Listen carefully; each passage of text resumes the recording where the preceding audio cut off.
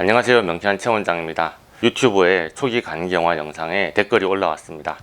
최근에 FDA 성인약이 나왔다고는 하지만 일단 살을 좀 빼면 초기 간경화는 해결되는 것으로 알고 있습니다.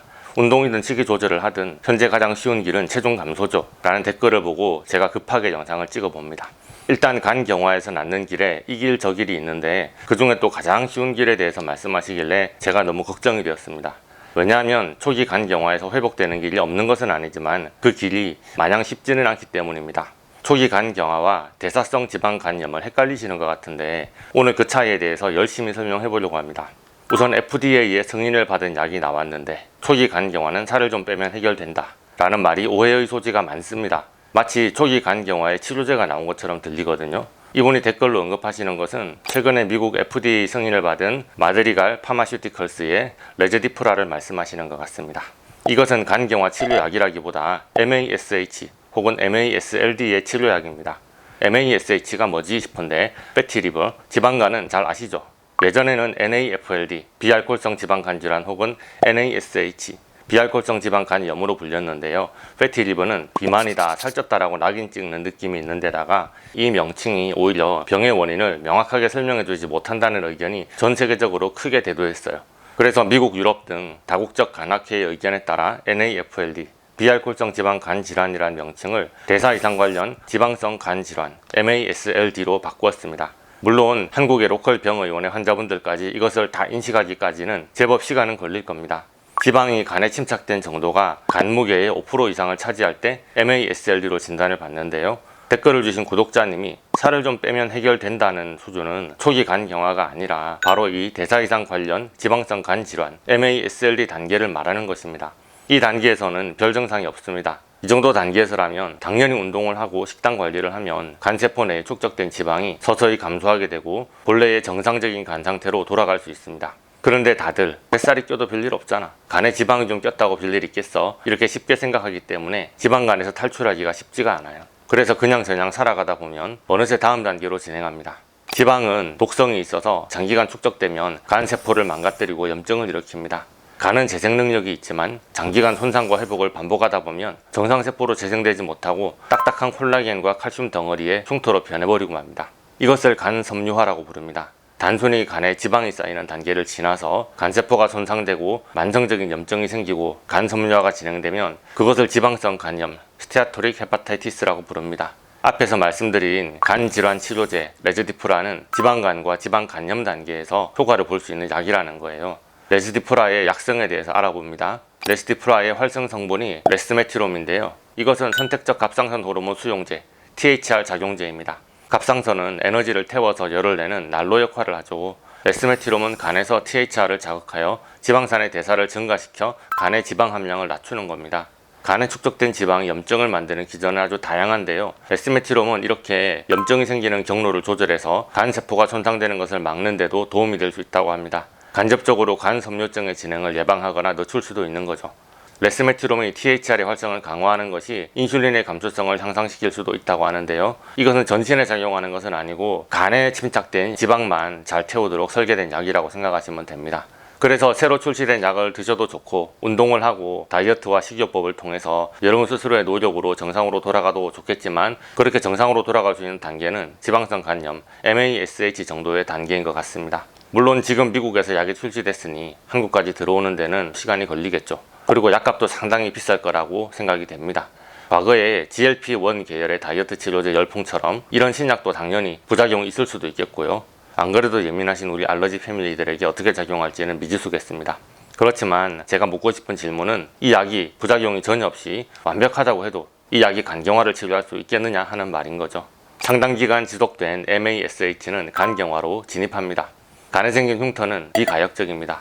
이미 흉터 조직으로 바뀌어서 기능을 잃어버린 간세포, 이것을 되돌릴 수는 없죠. 지방간 생각하듯이 운동 좀 하고 다이어트 하면 되겠지?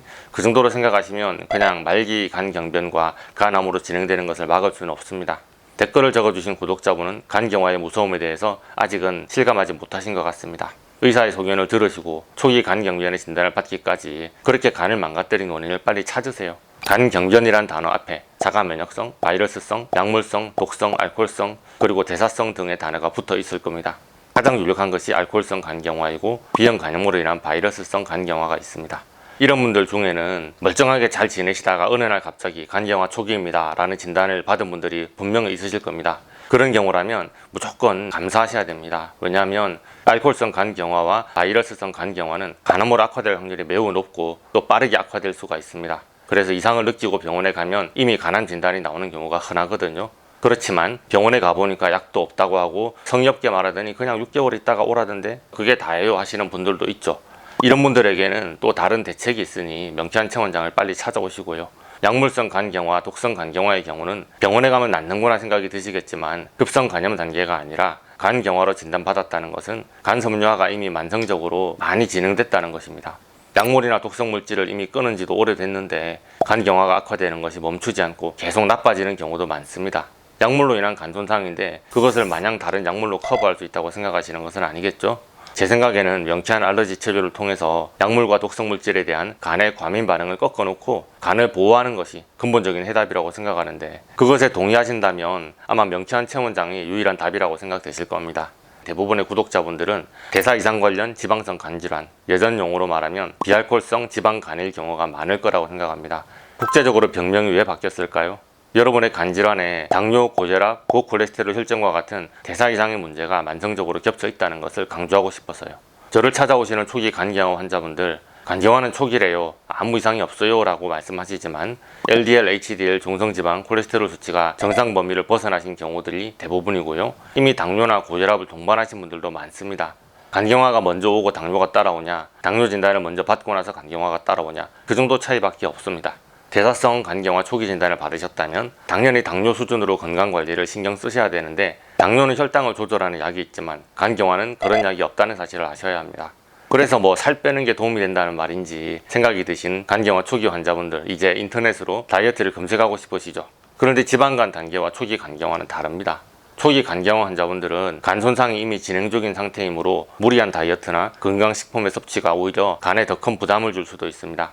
어디 인터넷 카페에서 추천하는 다이어트 영양제나 다이어트용 건강식, 남들은 먹고서 살이 빠진다는데 간경화 초기 환자분들이 드시면 갑자기 간 수치가 출렁거리면서 약물성 간경화나 독성 간경화로 패스트트랙을 탈 수도 있습니다.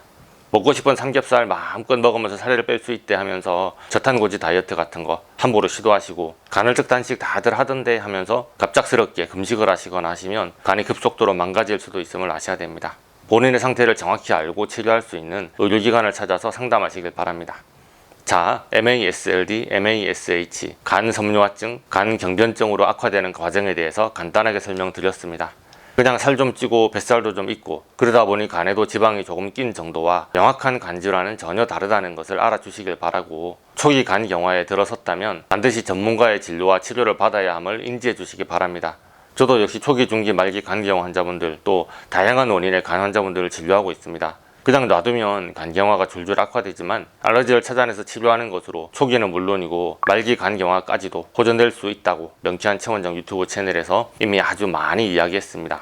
오늘의 이 영상을 처음 클릭하고 보신 분들은 기존의 영상들을 좀 확인해 주시고요. 과거에는 음식의 알러지를 다 치료하면 간이 좋아진다는 말이 대체 무슨 말이냐, 간경화 말기에서 간이식을 안 하고 이걸 치료할 수 있으면 노벨상 감인데 하면서 비판도 받고 해서 제가 많이 힘들었던 시절도 있었는데요. 요즘은 초기 간경화 환자분들도 경각심을 가지고 미리부터 오셔서 모든 음식의 알러지를 다 치료하시고 편하게 식이요법 하시면서 치료를 잘 받고 잘 회복되시는 분들이 많아서 저도 무척 기쁩니다.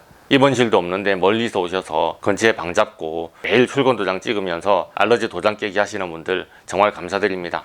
해외에서부터 연락 주시고 오시는 분들 정말 고생 많으신데 열심히 노력하시는 만큼 결과도 좋을 겁니다.